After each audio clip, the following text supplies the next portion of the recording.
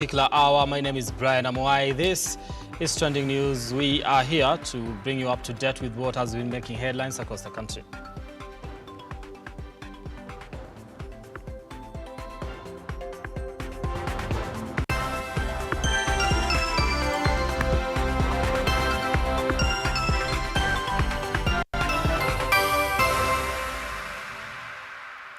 Right now, President William Ruto has today led the flagging off of relief food to drought-stricken counties.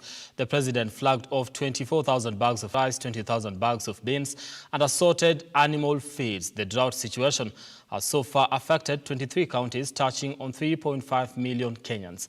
The president was in the company of other leaders, including the chair of the Council of Governors, Amwai, and CS Margaret Kobia.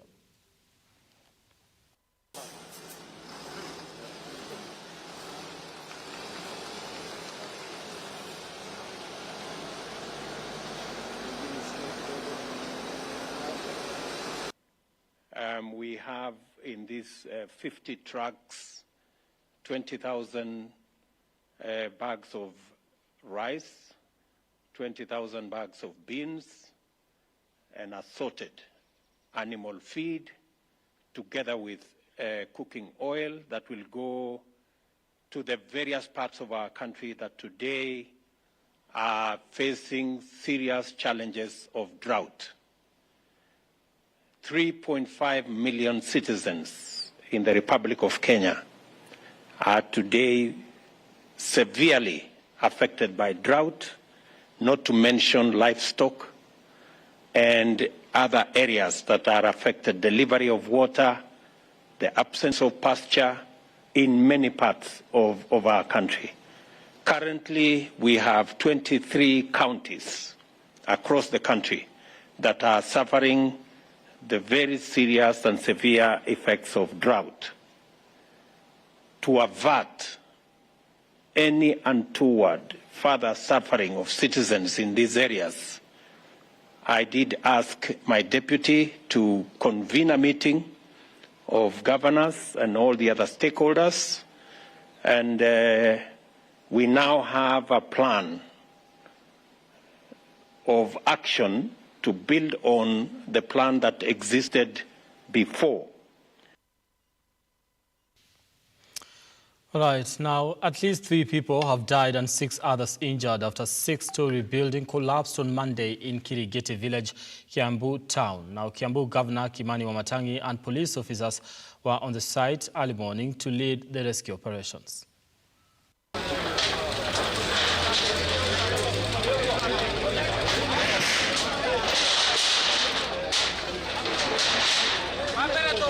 Na sasa sisi tuko hapa kama multi-agency team. Ukiangalia tuko na timu ya National Police Service, tuko na timu ya Disaster Management, tuko na timu ya KDF imeingia, pia tuko na watu wa Red Cross. Generally ni watu wote ambao wanahusika. That is multi-agency teams. Tumeagiza DCI officers waanze uchunguzi mara moja. Waanze kutafuta ile contractor alikuwa anafanya hii kazi na mwenye nyumba mwenyewe, tuweze kuwa prosecute kwa sababu hii ni makosa yao. Kama sio makosa yao, hatungekuwa na ile shida tuko nayo sasa hivi. Tumepoteza watoto wawili na pia tumempoteza mama mmoja. So kuna mama na watoto wake wawili, huyo ameaga. Tuko na wawili wenye wako sawa, tuko na mmoja mwenye hakuwa ameumia sana. Na hivi vile tunavyoongea sasa, hawa wawili wengine wako upande wa ICU, lakini tunatarajia ya kwamba kwa majaliwa yake Mungu watakuwa sawa. Na hiyo juhudi na makosa tunasema ni kwa mwenye anajenga na pia wenye wamempatia permit kujenga mjengo ambao haufai. Nataka niwaambie wenye wanafaa kufanya kazi ya kuangalia na kufanya inspection ya mijengo. Hii kazi sasa lazima tubadilishe mwenendo.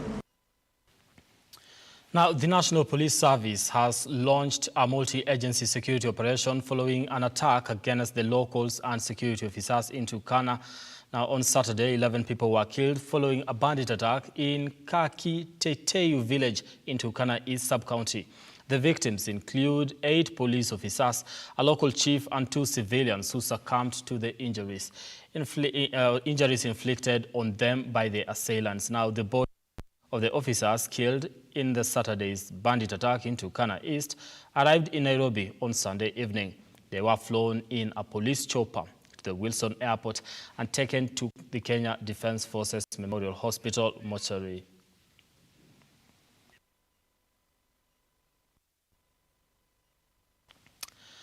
Now, police on Monday lobbed tear gas to disperse Azimio la Umoja in Nairobi on Monday. Now, the demonstrations were organized by members of the Parliament allied to the Azimio One Kenya coalition, demanding justice for the IEBC Deputy CEO Ruth Kulundu, who was interdicted by the Commission.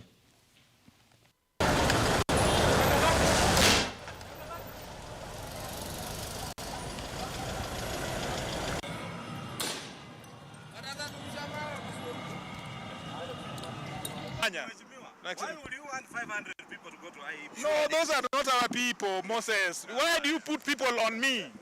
Yeah, these are Kenyans who are interested. I can't control Kenyans. When Kenyans decide to do their thing, I can't control them.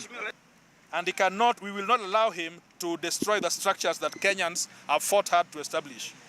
So we demand as follows. Number one, that IEBC immediately reinstates Ruth Kulundu to her rightful position of Deputy CEO within the next 24 hours. Failure to which we shall take stern action against Wafula Chebukati and the CEO Majan Hussein Majan. Number two, that IEBC calls to order Majan Hussein and demonstrate to Kenyans that he shall live by the values and principles of public service. Failure to which we shall demand that he relinquishes his position prior to the commencement of the boundaries review exercise or conducting the pending by-elections. Right now, the Supreme Court of Kenya has this afternoon, released its full judgment on the 2022 presidential election, and I just want to quote some of the reforms that they want on matters constitutional reforms. The judges are, we are constrained to revisit the recommendation we made in Raila Amolo Odinga and another versus IEBC and 2 others, SC petition, presidential petition number 1 of 2017, regarding the need to extend the constitutional timeline within which to hear and determine a presidential election petition at paragraph 403 of the judgment. This court underscored the need to extend the 14-day limit for purposes of efficient case management by the court and also to afford the parties sufficient time to ventilate their case.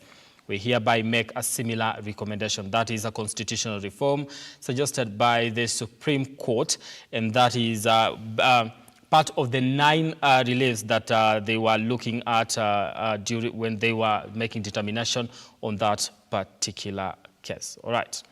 Now moving on, Governor Fernandez Baraza of Kakamega County appointed the County Executive Committee Health to put in measures against Ebola outbreak.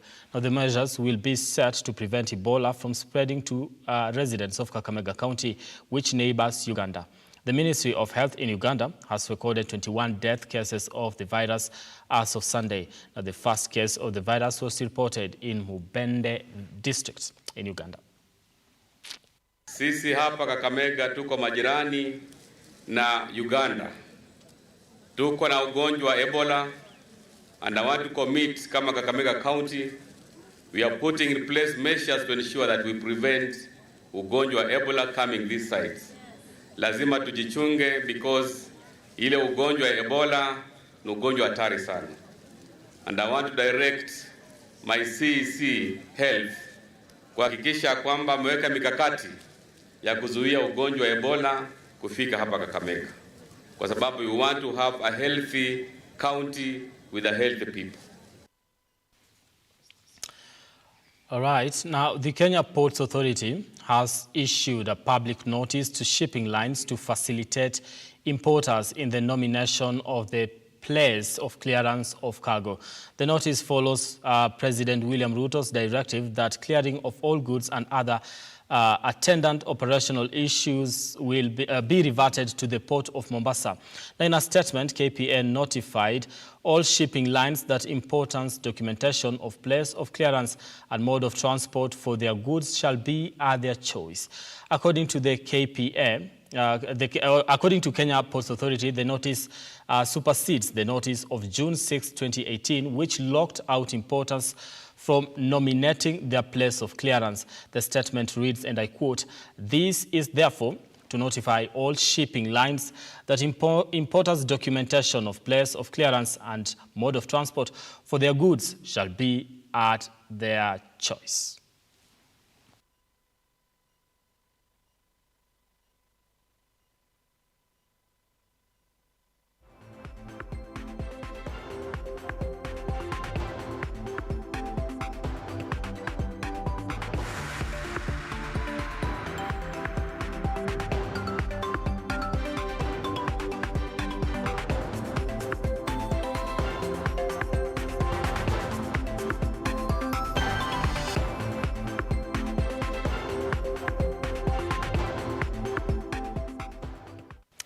Now, a section of leaders from Kisii County have expressed fury over the language proficiency challenges witnessed during the swearing-in of nominated members of County Assembly. They faulted the nominating political parties, alleging nepotism and discrimination of the youth that led to nomination of unqualified and incompetent persons. Richard Mwebi wondered how the semi-illiterate will present motions and follow proceedings at the County Assembly.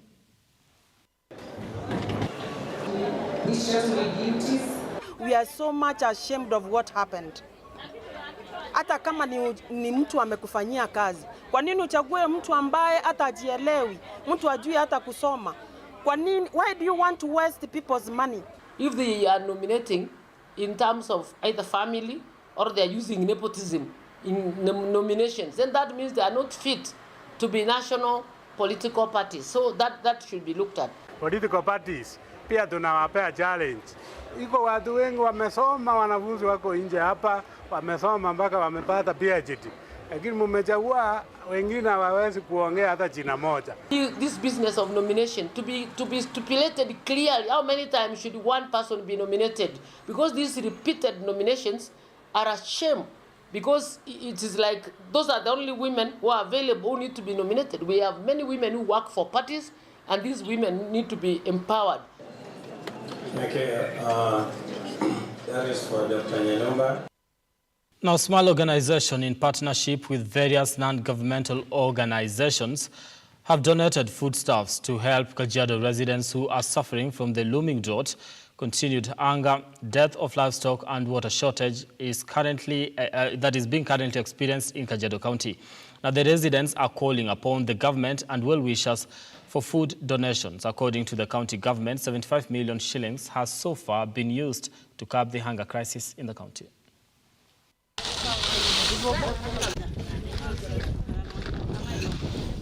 Appreciate them. And the biggest problem here is the drought causing a lot of hunger to the community, not only to people but also to their livestock. And imagine how the Maasai depends on their livestock. And I want to say thank you to the friends of the Maasai for this small donation. People have really appreciated. Kila mtu leo anataka chakula kwa sababu tuko na njaa. Na tena saa hii mifugo zinakufa, ng'ombe, mbuzi, kondoo wote wanakufa. Hakuna kiangazi iko mingi sana. Na tunaomba mtusaidie tena mtuletee nyasi ya ng'ombe kwa sababu kiangazi ni mingi.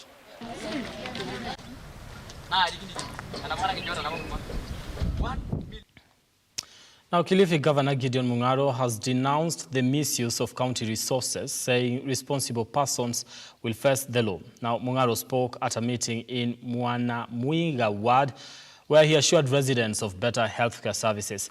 Teddy Mwambire, Speaker of the Kilifi County Assembly, has guaranteed Kilifi residents of provision of services and equality. Kaloleni Member of Parliament Paul Katana graced the occasion and has pleaded with Mung'aro to scrutinize all pending bills thoroughly before clearing them. Kumekuwa na ukora mwingi sana naendelea.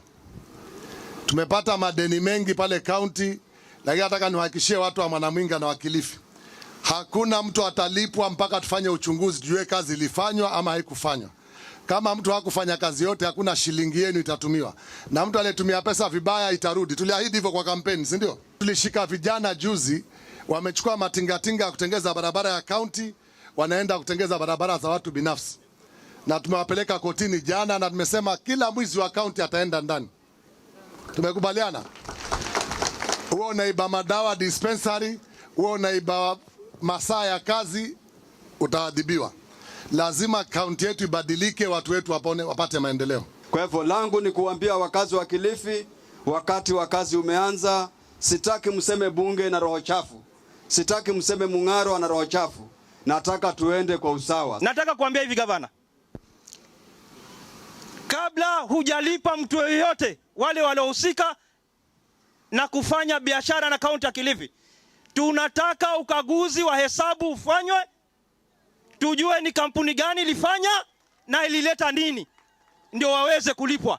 Hatutalipa miradi ambayo ilikuwa ni hewa. Pesa za wananchi zirudishwe kwa wananchi wenyewe, wapate haki yao.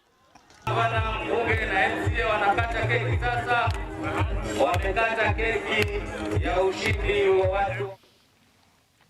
Now, veteran journalist Leonard Mambo Botela is now a member of the Kenya National Heroes Council after he was sworn into office.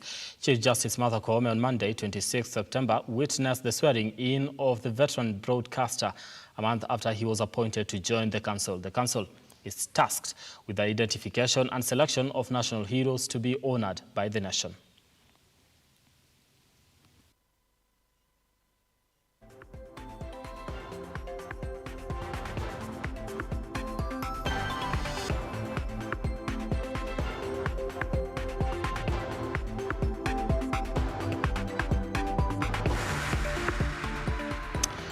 All right, my name is Brian Amwai. Thank you once again for your time and being part of the program this hour. Have yourselves a lovely evening.